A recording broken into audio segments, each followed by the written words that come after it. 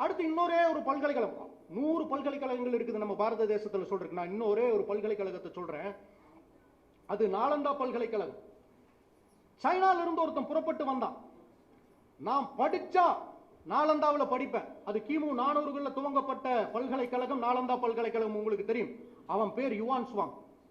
Yuan Chwang தன்னுடைய 17 ஆண்டு கால வாலிப வயதை 17 ஆண்டுகள் பயணங்களிலேயே கடந்து 20,000 மைல்களை கடந்தான். 20,000 மைல்களை அவன் பயணம் பண்ணி கடந்து 17 ஆண்டுகள் பயணங்களிலேயே கழித்து அவன் அடைந்த இடம் நாலந்தா பல்கலைக்கழகம்.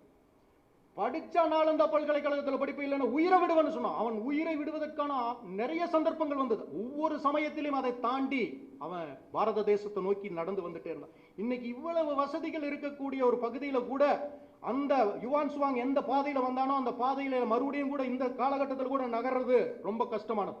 அதனால அதே பாதைகள்ல பயணம் செஞ்சு ரிச்சர்ட் ஃபெர்ன்ஸ்டைன் அப்படிங்கிற ஒரு அமெரிக்கன் அதே பாதைகள்ல நடந்து போய் த அல்டிமேட் ஜேர்னி அப்படின்னு ஒரு புத்தகத்தை எழுதியிருக்கிறார். இன்னைக்கும் கடைகளில் கிடைக்குது, நீங்க வாங்கி படிங்க. ஒரு பாரத தேசத்தில் இருக்கக்கூடிய ஒரு பல்கலைக்கழகம் கவர்ந்து இழுத்திருக்குது பாருங்க. அவன் பொண்ணுக்காக போல, மண்ணுக்காக போல, வேற எதுக்காகவும் போல. அறிவு அப்படின்னா அது பாரத தேசம் தான், அதுவும் நாலந்தா தான். அதுக்காக வந்தான் பாருங்க.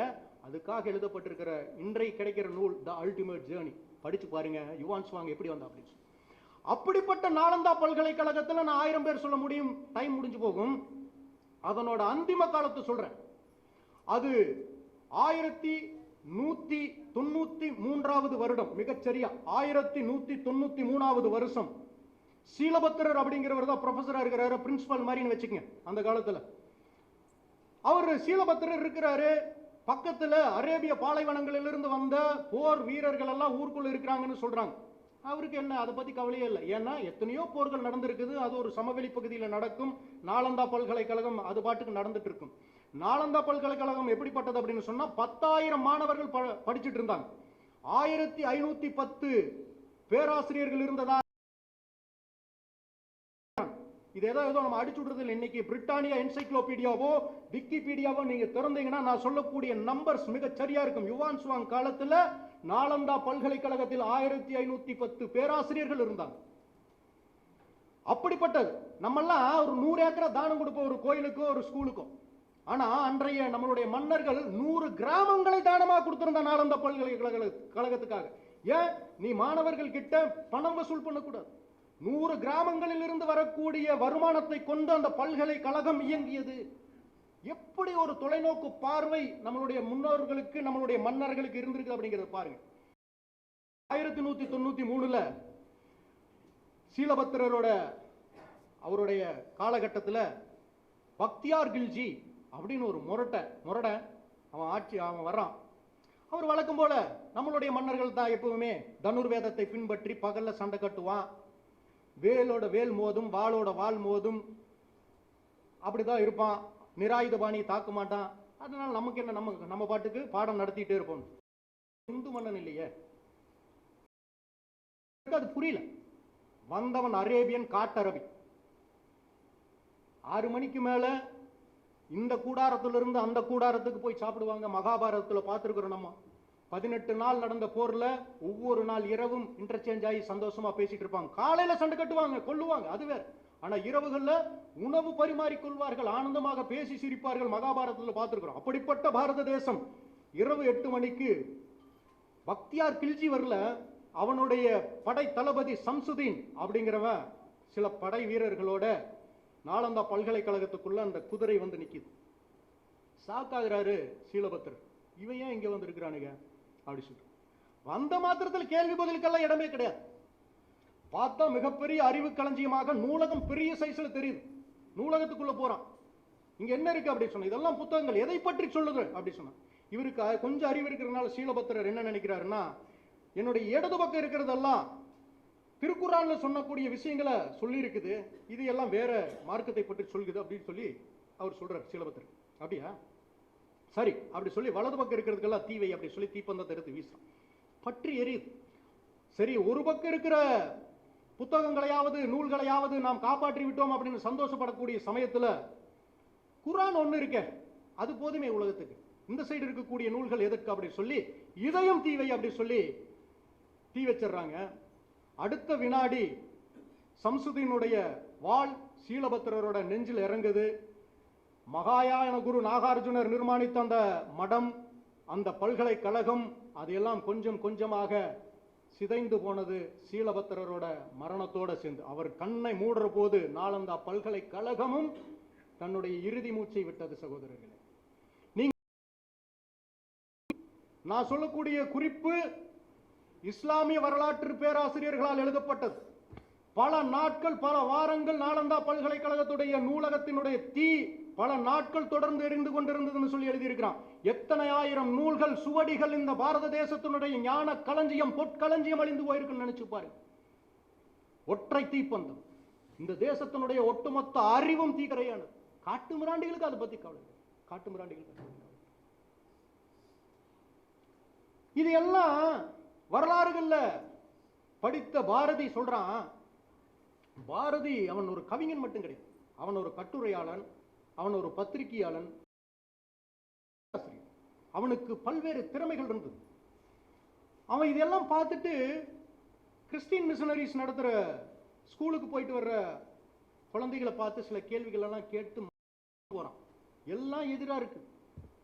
அப்போ அவன் உட்கார்ந்து ஒரு கவிதை எழுதுறான். ஏப்டா இருக்கும் பாருங்க அந்த கவிதை. ஒரு சின்ன கவிதை தான்.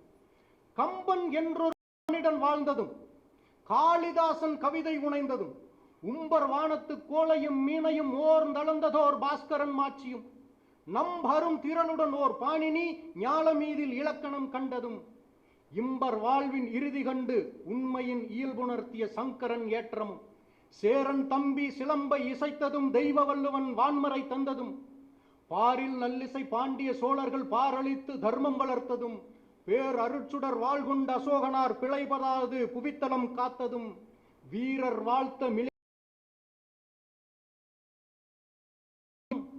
அன்ன யாவும் அறிந்திலர் பாரதத்து ஆங்கிலம் பயில் பள்ளியுள் போகும் சொல்ற. கம்பன்கிற யாருன்னே உனக்கு தெரியலையே, காளிதாசனை பத்தி உனக்கு தெரியலையே, கடந்த நூற்றாண்டில் வாழ்ந்த சத்ரபதி சிவாஜியை பற்றி தெரியலையே, பாண்டியர்களை பற்றி தெரியவில்லையே, சேரர்களை பற்றி தெரியவில்லையே, தலையானங்காலத்து செருவென்ற பாண்டிய நெடுஞ்செழியனின் பாடல் வரிகளை புறநாறுள்ள இந்த நாதாரிய அவன் சொல்றான். முன்னர் நாடு திகழ்ந்த பெருமையும் மூண்டிருக்கும் இந்நாள் நிகழ்ச்சியும் பின்னர் நாடு பெற்றியும் தேர்கிலர். இந்த பாரத தேசம் எப்படிப்பட்ட புகழோங்கிய பாரத தேசமாக இருந்தது அப்படிங்கிற வரலாற்று அறிவு இல்ல. இன்னைக்கு இருக்கக்கூடிய இந்த அடிமை மனோபாவம், அடிமை நிலை ஏன் வந்தது அப்படிங்கிற அறிவு இல்ல. பின்னால சுவாமி விவேகானந்தர் எப்படிப்பட்ட கனவை கண்டாரோ, 1891 டிசம்பர் 24, 25, 26 அந்த பாறைகளில் அமர்ந்து எப்படிப்பட்ட கனவை கண்டானோ, அந்த பொற்கால கனவு இந்த வரலாற்று மாணவர்களுக்கு, இந்த பாரத தேசத்து மாணவர்களுக்கு இல்லையே அப்படி சொல்லி சொல்றான். என்ன கூறி மற்றும் இங்கு உணர்த்துவேன் இங்குவர்க்கே என் உள்ளம் எரிவதே, என்னோட உள்ளம் எரியுதுரா. அடுத்து சொல்றான், பேடி கல்வி தேடி பயின்று உழல் பித்தர்கள். இந்த கல்வி இருக்கே, இது ஆண்மைக்கு வளர்க்கக்கான கல்வி இல்ல, பேடி கல்வி அழிகளுக்கானது, கோழைகளுக்கானதுன்னு குமுறான். பேடி கல்வி தேடி பயின்று உழல் பித்தர்கள், பைத்தியகார பயல்றான். பித்தர்கள் பைத்தியகார பயல் படிக்கிறது. இது என்ன ஆண்மைக்கான கல்வியா? இது பாரத தேசத்துக்கான கல்வியா? வீரர்களை வளர்த்துவதற்கான கல்வியா? நான் சொல்லிங்க, பாரதி சொல்றேன். இன்னைக்கு அதே சூழ்நிலை தானே இருக்கு. நினைச்சு பாருங்களேன். ஏதாவது வரலாற்று அறிவு இருக்கா நமக்கு? இந்த தேசத்தை பற்றிய அபிமானம் இருக்கா நமக்கு? இந்த தேசம் எப்படிப்பட்ட தேசமாக இருந்தது அப்படிங்கிறது நமக்கு தெரியுதா? எதுவும் வெள்ளக்காரன் சொல்லணும். வெள்ளக்காரன் சொன்னா சரி, வெள்ளக்காரன் சொல்றது சரியா இருக்கும் அப்படின்னு ஒரு அடிமை மனோபாவம் இன்னைக்கு நமக்குள்ள ஓடுது. 1947 பிசிக்கலா கொடியை மாத்திட்டான். யூனியன் ஜாக்குக்கு பதிலா மூவர்ண கொடியேறி விட்டதே ஒழிய உங்கள் உள்ளங்களில் இருந்த அடிமைத்தனம் இன்னும் விலகவில்லையே சகோதரர்களே. என்ன ஒரு துரதிருஷ்டம், என்ன ஒரு துரதிருஷ்டம். கொடுமை இல்லையா? அத எப்படிப்பட்ட ஒரு கொடுமை பாருங்க. சரி போட்டுடுங்க. பாரதி அவன் புலம்பிட்டே இருக்கிறான், புலம்பியே செத்தான். அந்த நாயை எவனாவது மதிச்சானா? ஒருத்தம் மதிக்க மாட்டான். ஏன்? தேசபக்தர்களுக்கு அப்படிதான் இருக்கு. அதுக்காக எல்லாம் கவலைப்படல பாரதி. கவலைப்பட்டிருந்தா அவன் பாரதியா இருந்திருக்க முடியாது. நீ பாராட்டுவ, நீ புகழ்வ அப்படி சொல்லி நான் ஒரு காலத்திலும் என்னுடைய கவிதைகளை விற்க மாட்டேன்னு சொல்லி அரசனுக்கு எதிராக சொன்னவன் பாரதி. அதனாலதான் அந்த திமிர் அவனுடைய மனசுல, அவனுடைய பாடல் வரிகள் இன்னைக்கும் நமக்கு தெரிக்குது. அந்த வார்த்தைகளை படிக்கும் போது தேசபக்தி நமக்கு கொஞ்சமாவது வருது அப்படின்னு சொன்னா அந்த திமிர் அந்த பாரதிக்கு இருக்குது, இருக்கணும். புரிஞ்சுக்கணும், இருக்கணும், அந்த திமிர் இருக்கணும். அப்படிப்பட்ட பாரதி. அடுத்து பாருங்க, நம்ம இன்னைக்கு நம்ம சொல்லி கொடுக்குறோம் எண் கணிதம், அரித்மெட்டிக் அப்படின்னு சொல்றோம். இந்த அரித்மெட்டிக் எல்லாம் நமக்கு இன்னைக்கு 1 2 3 4 அப்படியெல்லாம் 10 வரைக்கும் என்றோம், 0ல இருந்து என்றோம், ரொம்ப ஈஸியா இருக்கு. ஆனா ரோமன் லெட்டர்ஸ் அப்படின்னு சொல்லக்கூடிய எண்கள், 7 எண்கள் தான் ஒரு காலகட்டத்தில் இருந்தது. உங்களுக்கு தெரியும், ஐ அப்படின்னு சொன்னா 1, வி அப்படின்னு சொன்னா 5. அற்புதமா சொன்னீங்க. எக்ஸ்னு போட்டீங்கன்னா 10, அடுத்து எல் 50, சி 100, டி 500, எம். இந்த 7 எண்கள் தான். 1 2 3 கிடையாது. 1 5 10 50 100 500 1000 இதுதான் ரோமன் லெட்டர்ஸ். தெரியாதவங்க தெரிஞ்சுக்கணும். இதுல 48 அப்படின்னு எழுதணும் அப்படின்னு சொன்னா 4 10 போடணும், 4 எக்ஸ் போடணும், அப்புறம் ஒரு 5 பி போடணும், அப்புறம் 3 1 போடணும். இதுக்கு பேரு 48. 48 எழுதுறதுக்கு கிட்டத்தட்ட நீங்க ஒரு 7 8 நம்பர் டிஜிட் எழுதணும். அடுத்த ரெண்டாவது நம்பர் 50 எழுதுறதுக்கு எல்னு போட்டா போதும், டக்குன்னு என்ன ஆகி போகுது, 50 வந்துடும். இப்போ ஒரு 875 ஒரு 1144 கூட கூட்டுங்க அப்படின்னு சொன்னா நீங்க இப்ப மனசுக்குள்ள போட்டுருவீங்க. ரோமன் லெட்டர்ல படிச்சவனுக்கு 3/4 மணி நேரம், 1 மணி நேரம், 2 மணி நேரம் கூட ஆகும். அதனாலதான் பெருக்கல் வகுத்தல் வாய்ப்பாடுகள் எல்லாம் வந்து கல்லூரிக்கு அடுத்த ஸ்டேஜ்ல ரொம்ப கடினமான வாய்ப்பாடுகள்னு சொல்லி கல்லூரிக்கு அடுத்த ஸ்டேஜ்ல வச்சிருந்தான் 13ஆம் 14ஆம் நூற்றாண்டு வரைக்கும். என்னைக்கு ஜீரோவை கண்டுபிடிச்சதுக்கு அப்புறம் ஆனந்த கூத்தாடினார்கள் ரோமன்ஸ் எல்லாம். ஆனந்த கூத்தாடினாங்க, எவ்வளவு எளிமைப்படுத்திட்டா அப்படி சொல்லி. அவன் எல்லாம் ஹிந்தோ அரேபியன் நம்பர்ஸ் அப்படின்னு சொல்லி கிராட்டிடியூட, நன்றியோட அவன் படிச்சான். ஹிந்தோ அரேபியன் நம்பர்ஸ் அப்படின்னு சொல்லி அவன் எல்லாம் சொன்னா, ஓ ஹிந்தோ அரேபியன்ஸா அப்படின்னு சொல்லிட்டு அரேபியர்கள் கிட்ட ஓடுனான். என்னடா அவன் ஹிந்தோ அரேபியன்ஸ் நம்பர்ஸ் அப்படி சொல்றானே அப்படின்னு சொல்லிட்டு அரேபியர்கள் கிட்ட போனா அவன் சொல்றான், டேய் இது ஹிந்து அரேபியன்ஸ் எல்லாம் கிடையாது, இது ஹிந்துசா, இது ஹிந்துக்களுக்கு மட்டுமே உரியது. ஹிந்துக்கள்னா பாரதியர்கள், பாரதியர்களுக்கு மட்டுமே உரியது ஹிந்துசா அப்படி சொன்னாங்க. அப்படியா அப்படின்ட்டு நம்ம நாட்டுக்கு அப்படியே பயந்து பார்த்தா நம்மால என்ன சொல்றான், இதை ஹிந்துஸ்தான் சொல்றானா, இந்தியன் சொல்றானா, பாரதியர்கள் சொல்றானா? இல்லவே இல்லை. என்ன சொல்றான், இன்டர்நேஷனல் ஃபார்ம் ஆஃப் நியூமரல்ஸ். இன்னும் கொடூரம் பாத்தீங்களா? ரோமன் சொல்றா இந்தோ அரேபியன்ஸ், அரேபியன் சொல்றா ஹிந்துஸ்தான்.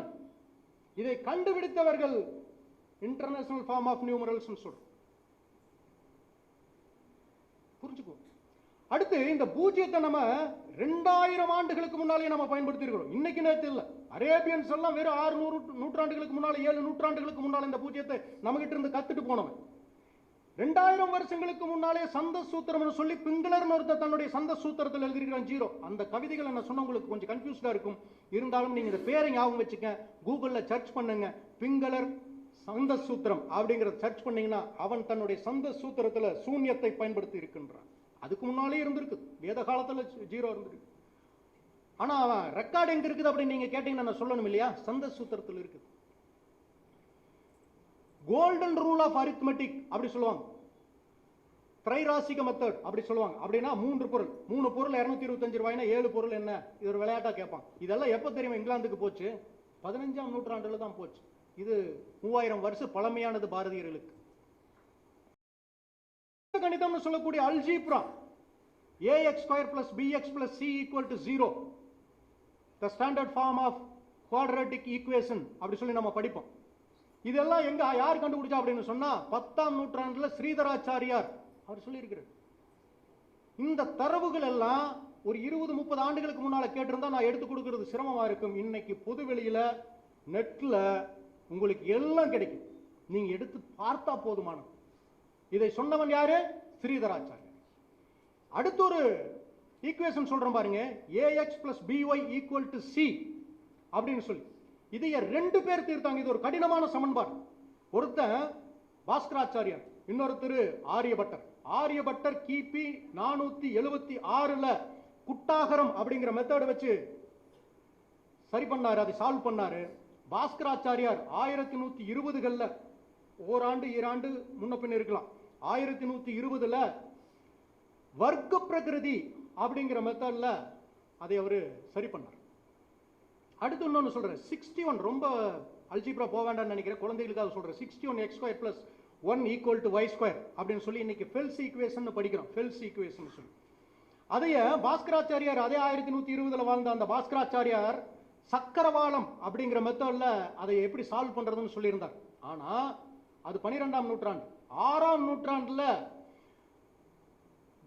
குப்தா, பிரம்மகுப்தர் அப்படிங்கிறவரு அதுக்கான சால்வேஷன் கொடுத்தாரு. அதனாலதான் நாம என்ன சொல்றோம் அப்படின்னு சொன்னா, நம்மளுடைய ஆட்கள் எல்லாம் நம்ம என்ன சொல்றோம் அப்படின்னு சொன்னா, இந்த 61x² + 1 = y² அப்படின்னு ஃபெல்ஸ் ஈக்குவேஷன் சொல்லக்கூடாது, பிரம்மகுப்தர் ஈக்குவேஷன் சொல்லணும்னு சொல்றோம். ஏன்? அவன் 6ஆம் நூற்றாண்டிலேயே சொல்லி முடிச்சுட்டான்.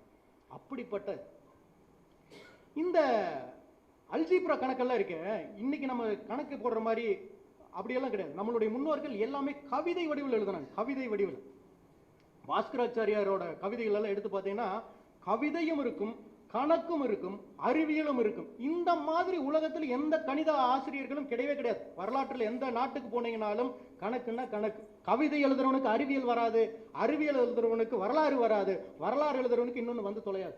ஆனா பாரத தேசத்துல மட்டும்தான் எல்லாமும் ஒருத்தனுக்கே வந்து தொலையும். அப்படிப்பட்ட அறிவு ஜீவிகளாக நம்ம முன்னோர்கள் இருந்தார். இந்த பாஸ்கராச்சாரியார் லீலாவதி சம்ஹிதை அப்படிங்கிற ஒரு நூல் எழுதியிருக்கிறார். அது இன்னைக்கும் கிடைக்குது. லீலாவதி சம்ஹிதை. லீலாவதி யார் அப்படின்னா தன்னோட பொண்ணு, ரொம்ப பிரியமான பொண்ணு லீலாவதி. அதுல மான்வெளியாலே, என் மகளே, அழகியே, இப்படி எல்லாம் அவர் கவிதையில் எழுதியிருப்பார். அதுல ஒரு கணக்கு சொல்றோம் பாருங்க. மொத்தமாக வந்த அன்னப்பறவைகளின் கூட்டுத்தொகையில் அதன் வர்க்க மூலத்தில் 7 மடங்கில் பாதி கரையில் இருக்கின்றது. ஒரு ஜோடி தடாகத்தில் விளையாடி கொண்டிருக்கின்றன. மொத்த அன்னப்பறவைகள் எத்தனை சொல் பார்க்கலாம். எவ்வளவு அழகு பாருங்க கவிதை. இது என்னது? அல்ஜீப்ரா. √(x + 7/2 + 2 = x அப்படின்னு போட்டீங்கன்னா இந்த x = 16 அப்படின்னு ஜாலியா ஆன்சர் பண்ணலாம். அது எப்படி ஒரு கவிதையா சொல்லியிருக்கிறான் பாருங்க. அப்படிப்பட்ட முன்னோர்கள் நம்மளுடைய முன்னோர்கள். இந்த லீலாவதி பத்தி ஒரு சம்பவத்தை நான் இப்ப சொல்ல விரும்புறேன். லீலாவதி பிறந்த போது பாஸ்கராச்சாரியார் கணித பேராசிரியர், வானவியல் பேராசிரியர், ஜோதிடர், மிகச்சிறந்த ஜோதிடர். அவங்களுடைய ஜாதகத்தை பார்க்கும்போது இவள் சின்ன வயசுலயே அல்லது திருமணம் நடந்த எப்ப நடந்தாலும் விதவையாயிருவான் அப்படிங்கிற ஒரு அமைப்பு இருக்கு. அவர் ஒரு மிகச்சிறந்த முகூர்த்தத்தை பிடிக்கிறார். இதுல பண்ணிட்டா அதை உடைச்சிடலாம் அப்படி சொல்லி அவர் நினைக்கிறார். அதுக்கான பிக்ஸ் பண்றாரு. மாப்பிள்ளை பாக்குறாங்க, எல்லாம் பிக்ஸ் ஆயிடுச்சு. லீலாவதிக்கு மேக்கப் எல்லாம் போட்டிருக்கிறாங்க. சின்ன வயசு, அப்பெல்லாம் சின்ன வயசுலயே நடக்கும் கல்யாணம். அவளுக்கு மேக்கப் எல்லாம் போட்ட உடனே ஓடி விளையாடிட்டு இருக்கிறான். அந்த நாளிகை திதியை, அந்த நட்சத்திரங்களை குறிக்கிறதுக்காக டோசேஜ் மார்க் போட்டு தண்ணி அப்படியே சுட்டு சுட்டா கீழே விழுந்துட்டு இருக்கு. அதுல நாளிகைகள் டோசேஜ் மார்க் பண்ணிருப்பாங்க, இத்தனை நாளிகை அப்படி சொல்லி. தன்னுடைய முகம் எவ்வளவு அழகா இருக்குது, மேக்கப் எப்படி அழகா இருக்குதுன்னு அதுல எட்டி பார்க்குறான். அந்த டோசேஜ் மார்க்ல விதி அங்க அவளோட நெத்தி சுட்டியிலிருந்து ஒரு முத்து அதுல கலண்டு உழுகுது. அது அவளுக்கும் தெரியல. அது ஆர்பிஸ் டயமீட்டரை அடைச்சிருது. அதாவது அந்த குழாய் துவாரம் இருக்கும் இல்லையா, ஆர்பிஸ்ன்னு சொல்லுவாங்க, அது அடைச்சிருது. டோசேஜ் தவறுது, நாளிகை தவறி போச்சு, விதி ஜெயிச்சிருச்சு. அதெல்லாம் பின்னால நடந்து போச்சு. பாஸ்கராச்சாரியார் வேற வழி இல்லை, என்ன பண்றதுன்னு அக்செப்ட் பண்ணிட்டார். வேற என்ன பண்ண முடியும், விதி ஜெயிச்சிருச்சு அப்படி சொல்லி தப்பு நடந்து போச்சுன்னு புரிஞ்சிடுச்சு அவருக்கு. அதுக்கு பின்னால லீலாவதி மனசுடைஞ்சு போயிடக்கூடாதுன்னு சொல்லி எல்லா கவிதைகளையும் லீலாவதி பத்தி எழுதினார். லீலாவதிக்கு கணிதத்தை சொல்லி கொடுத்தார். ஆனா லீலாவதி எப்படிப்பட்டவளாக இருந்தா அப்படின்னா, அப்பாவோட இரவல் புகழ் வாழ். அவ மிகப்பெரிய கணித பேராசிரியையாக வாழ்ந்தாள். அவ எழுதியிருக்கிற புத்தகங்கள் இன்னைக்கு நிறைய இருக்குது. அப்படிப்பட்ட கணித பேராசிரியையாக லீலாவதி ஒரு விதவை பெண்மணி. இந்த வார்த்தையை நான் சொல்றதுக்கு நீங்க தப்பா நினைச்சுக்காதீங்க. அந்த காலத்துல அப்படி இருந்தது, இப்படி இருந்ததுனால நீங்க கற்பனையே பண்ணாதீங்க. பாஸ்கராச்சாரியாரோட காலகட்டத்தில் தன்னுடைய பெண் விதவையானா கூட அவ மிகப்பெரிய பேராசிரியராக, கணித பேராசிரியராக வாழ்ந்தாள். அதை நீங்க புரிஞ்சுக்கங்க. இதெல்லாம் எப்ப வந்தது? காட்டரபிகள் இந்த தேசத்துக்கு வந்ததுக்கு பின்னால கற்பை சூறையாடி இருக்கக்கூடாதுன்னு சொன்ன போது சதி வந்தது, உடன்கட்டை ஏறுதல் வந்தது. ஏன் வந்துச்சு? இந்த தேசத்துல இருந்ததா? இல்லையே. வேத காலத்துல இருந்ததா? ஆதிசங்கரர் காலத்துல உடன்கட்டை இருந்தது. எப்பயா வந்தது? புரிய வேண்டாம். இந்த தேசத்துல உடன்கட்டை ஏறுதல், ஐயோ இவனுங்களுக்கு மூடர்கள். ஏன் வந்தது? வெள்ளக்காரன் வந்தா வந்தது, காட்டரபிகள் வந்தார்கள் வந்தது. நம்முடைய பாரம்பரியத்தில் அப்படி எதுவுமே கிடையாது. அதுக்கு ஒரு உதாரணம் லீலா. அடுத்து இப்படி அடுத்து ஒன்று சொல்றோம் பாருங்க. பிதாகரஸ் தியரம்னு ஒன்று கேள்விப்பட்டிருப்பீங்க. AC² = AB² + BC² அப்படி சொல்லி அதெல்லாம் படிச்சுட்டே இருப்போம். பிதாகரஸ் தியரம் என்ன எல்லாம் 8வது 9வது மனப்பாடம் பண்ணி ஒரு 10 மார்க்குக்கு எழுதுனதெல்லாம் இன்னும் ஞாபகம் வரும். ஆனா அந்த தியரத்தை நம்மளுடைய முன்னோர்கள் சொல்லி இருந்திருக்கிறாங்க. அது நமக்கு தெரியாது. அப்போ முன்னோர்கள் என்ன சொன்னாங்க அப்படின்னு சொன்னா, ஒரு உதாரணத்துக்கு சொல்றேன் பாருங்க. 3 ஒரு முக்கோணத்தோட ஒரு பக்கம் 3, இன்னொரு பெரிய பக்கம் 4 அப்படின்னா கர்ணம் 5ஆ தான் இருக்கும். கரெக்டா? இதுல ஏதாவது சந்தேகம் இருக்கா? 3² + 4² = 5². அப்போ 3 4 5. நம்மால் எப்படி சொன்னார் அப்படின்னு சொன்னா, ரொம்ப போதாயனார் அப்படிங்கிறவர் தன்னோட சுல்வ சூத்திரத்துல, போதாயனார் சொல்லியிருக்கிறாரு சுல்வ சூத்திரத்துல ரொம்ப அழகா சொன்னார். அந்த கர்ணத்தை கண்டுபிடிக்கணும் அப்படின்னு சொன்னா 2 பக்கம் இருக்குது. அதுல பெரிய பக்கத்துல 8 இல் 7 பங்கும், சின்ன பக்கத்துல பாதியும் கூட்டுனா கர்ணம் வந்துடும். AC square, AB square, BC square எல்லாம் வேண்டாயா அப்படி சொல்றாரு. ஒரு உதாரணத்துக்கு சொல்றேன் பாருங்க. 4 8 பிரிச்சா அதுல 7 பங்குங்கிறது 3.5. புரிஞ்சுக்குதா? 4 8 பிரிச்சா அதுல 7 பங்குங்கிறது 3ல பாதி கூட்டினா எவ்வளவு? 1.5. 1.5 பிளஸ் 3.5 எவ்வளவு? நீங்க எதுக்கு வேணாலும் போட்டு பாருங்க, போதாயனரோட சுல்வ தேற்றம் எங்கேயும் மாறாது. இது நம்ம இருக்கிறோம். பிதாகரஸ் வாழ்ந்தது போன நூற்றாண்டுல, போதாயனார் வாழ்ந்தது 500 ஆண்டுகளுக்கு முன்னால. இதை நம்ம என்ன சொல்லி கொடுத்திருக்கோம் நம்ம குழந்தைகளுக்கு? போதாயனார் தேற்றம்னு சொல்லி இருந்திருக்கோம். மாறா நம்ம என்ன சொல்லி கொடுத்திருக்கோம்? இன்னைக்கு வரைக்கும் 10 மார்க்கு எழுதிட்டு இருக்கிறான். நான் எழுதுனேன், என் பையன் எழுதுறான், அவன் பேரனே எழுதுவான். கல்வி திட்டங்கள் மாற வேண்டும் சகோதரர்களே. இது பீஜ கணிதம். வடிவ கணிதம் எடுத்துனா ட்ரிக்னாமெட்ரி, டைம் இல்ல, போயிட்டே இருக்கு. ட்ரிக்னாமெட்ரினா திரிகோணமிதி அப்படிங்கிற வார்த்தையே ட்ரிக்னாமெட்ரிக்கு சமஸ்கிருதத்திலிருந்து போனது. திரிகோணமிதி 3 கோணங்களை உள்ளடக்கியது ட்ரிக்னாமெட்ரி. உங்களுக்கு தெரியும். திரிகோணாசன் அப்படின்னு என்ன? உடம்ப 3 கோணங்கள்ல திருப்புறது, ட்விஸ்ட் பண்றதுக்கு திரிகோணம் ஆசன் அப்படின்னு சொல்லுவாங்க. ட்ரிக்னாமெட்ரி இந்த வார்த்தை சமஸ்கிருதத்திலிருந்து போனது. ஆங்கிலேயனுக்கு இப்படி ஒரு வார்த்தையே தெரியாது. ட்ரிக்னாமெட்ரி திரிகோணமிதியிலிருந்து போனது.